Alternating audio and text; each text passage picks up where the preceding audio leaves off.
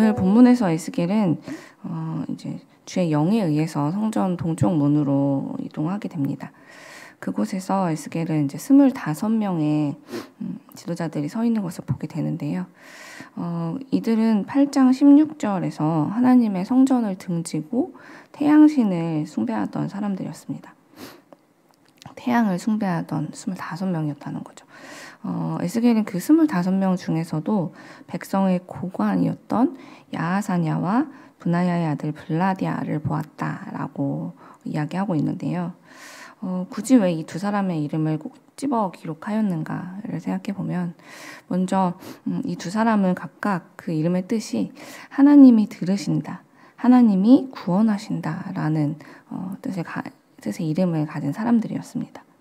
즉 다시 말하면 그들은 누군가 자기의 이름을 부를 때마다, 또 자기 자신이 자신의 이름을 떠올릴 때마다 하나님께서는 지금 내 모든 소리를 들으신다라는 사실을 모를 수 없는 그런 삶을 살아왔다는 뜻이고, 또한 동시에 자기 이름이 들릴 때마다 하나님만이 나의 구원자시다라는 것을 깨달을 수밖에 없는 그런 삶을 살아온 사람들이었다는 거죠. 게다가 이들은 백성의 고관이었다라고 이야기하고 있어요.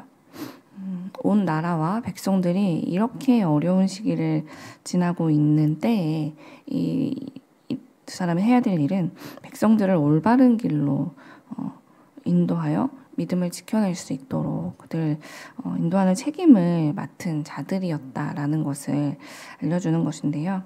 그러나 그들은 그들의 이름과 또 책임과 전혀 다른 삶을 살고 있었습니다. 우리말 성경으로 오늘 2절 말씀을 잠시 읽어드리면, 이들은 죄악을 도모하고 이 성읍에 악한 조언을 해주고 있는 사람들이다 라고 기록되어 있어요. 도대체 이들이 무슨 일을 했길래 하나님께서 악한 조언을 하는 사람들이다 라고까지 평가를 하셨을까요?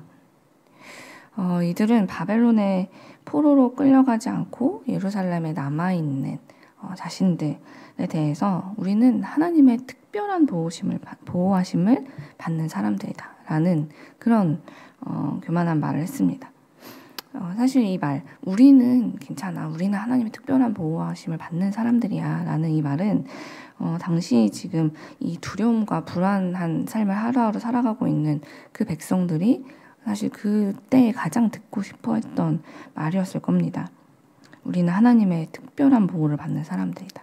앞으로도 영원히 안전하고 우리는 잘 될 것이다 라는 그런 말을 모두가 듣고 싶어 했지만, 사실 이들의 현실은 그렇지 않았죠.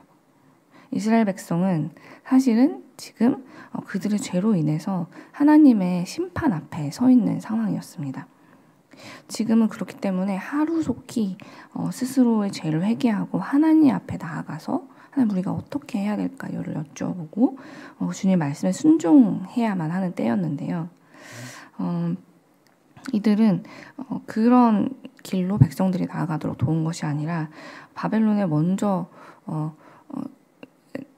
끌려간 형제들을 생각하면서, 사실은 백성들의 고관이라면 우리는 이곳에 있지만 먼저 끌려간 형제들을 생각하고 그들을 위해 기도하는 일에 마땅히 앞장서야 되는 사람들이었지만, 지금 그렇게 하지 않고 오히려 우리는 괜찮아, 우리는 복을 받았기 때문에 괜찮아, 저분들은 하고 그분들 먼저 끌려가서 지금 힘든 상황을 겪고 있는 우리 형제에 대한 다른 어떠한 그리스도인으로서 하나님을 믿는 사람으로서의 마땅한 일들을 하지 않았다는 거죠. 그들은 오히려 먼저 포로된 형제들에 대해 그들은 하나님의 심판을 받은 것이고, 우리는 이곳 예루살렘에 남았기 때문에 마치 튼튼한 가마 안에 있는 고기들처럼 안전하다고, 우리는 하나님의 특별한 보호와 인도하심을 받으며 살아가는 사람들이라는 거짓을 전하면서 자기들의 이 자리, 지금의 자리를 유지하는 데만 급급했던 그런 삶을 지금 살고 있었던 것입니다.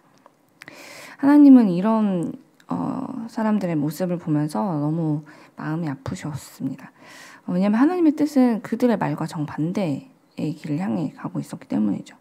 하나님께서는 악한 자들이 자기의 유익을 위해서 행하는 이 거짓말들을 결코 못 본 척하고 그냥 넘어가시려는 의지가 없으십니다. 전지전능하신 우리 하나님은 당신이 만든 모든 피조물들에 대해서 모르는 것이 하나도 없으신 분이기 때문에 그분은 지금 이들이 백성을 향해 거짓을 말하고 있는 이때에도 그들의 마음과 생각 그리고 심지어 그들이 인지하지 못하고 있는 그 스스로의 무의식까지도 다 아시는 분이 바로 우리 하나님이세요. 그렇기 때문에 하나님께서는 자기가 지금 무슨 말을 하고 있고 그것에 대한 책임을 어떻게 져야 되는가를 생각하지 않고 있는 이들에 대해서 가서 이렇게 말하라고 5절에서 말씀하시는 것이죠.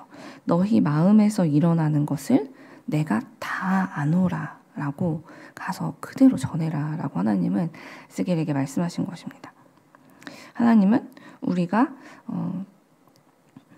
지은 죄에 대해서 정말 빠짐없이 다 알고 계시니 애둘러 변명하면서 빠져나가려는 그런 헛된 생각은 지금 조금도 하지 말고 이 말씀을 듣게 되면 하나님의 음성을 깨닫는 그때부터라도 빨리 내 죄에 대해서 회개하고 하나님 앞에 두 손을 들고 주님 저를 용서해 주십시오. 주님의 그 은혜와 사랑의 품 안으로 다시 우리를 품어주십시오 하고 나아오도록 하나님께서는 이 말씀들을 전하라고 하신 것이죠.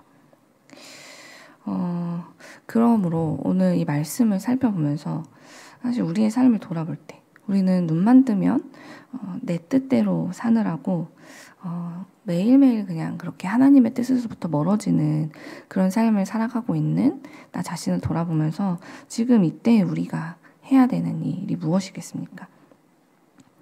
하나님의 말씀, 하나님의 음성, 이 절절한 심정을 듣고 있는 우리가 해야 될 일은 하나님 앞에 주님 저는 연약합니다.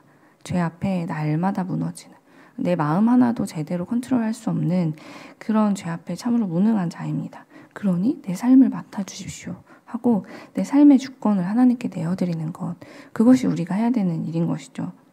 내가 지은 죄는 내가 알고 있는 우리 회사의 그 사람에 비하면 별거 아니지 라고 생각한다거나 나는 그래도 하나님 앞에서 저분보다는 조금 그래도 내세울 게 있지 않을까라고 말할 수 있는 사람이 우리 중에 정말 단 한 사람도 없다는 것을 이렇게 말씀을 통해서 우리는 나 자신을 비추어 보면서 겸손해져야 한다는 것입니다.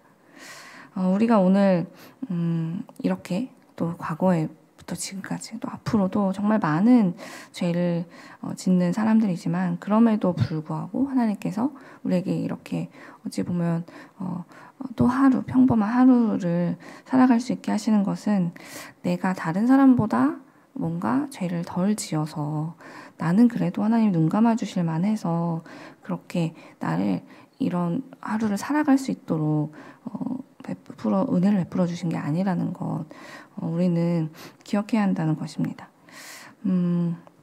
하나님께서 우리가 지은 더럽고 추악한 죄에 대한 죄값을 당신의 하나뿐인 아들인 예수 그리스도의 피값으로 지불하면서까지 우리를 구해내신 이유는 다른 것이 아닙니다. 우리가 어떤 자격이나 조건이 있어서가 아니라 하나님의 우리를 향한 그 사랑이 끝이 없이 너무나 크기 때문에 우리는 그리스도의 피값으로 구원을 받게 된 존재가 되었다는 것이죠.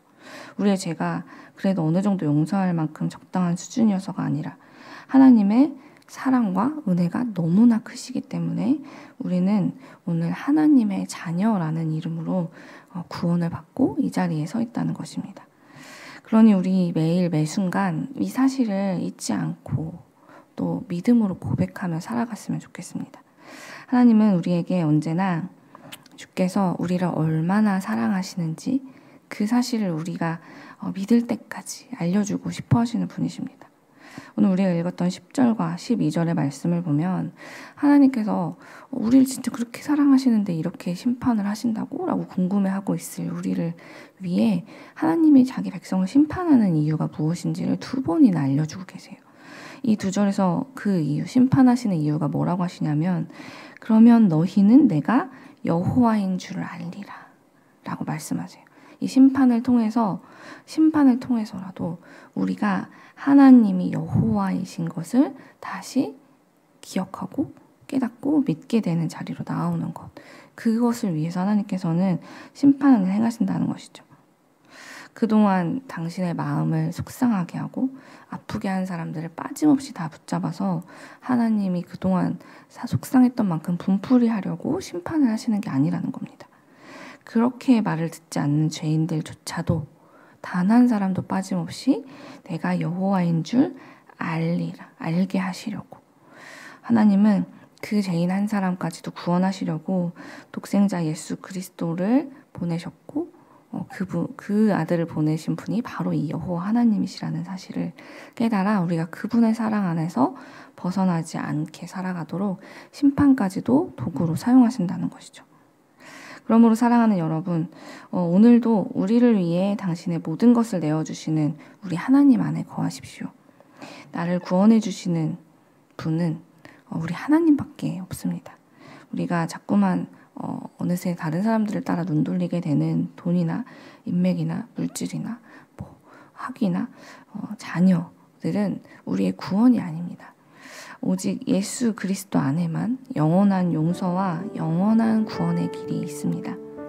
하나님보다 내가 더 의지하고 따르고 있는 우상이 혹시라도 또 내 마음과 내 삶에 오늘 들어온 것은 아닌지 우리 말씀을 보면서 우리 자신을 돌아보고 오직 유일한 구원의 길이신 우리 주님의 손만 꼭 붙잡고 따라가는 세상의 빛 이리교회가 되기를 간절히 소망합니다. 기도하겠습니다.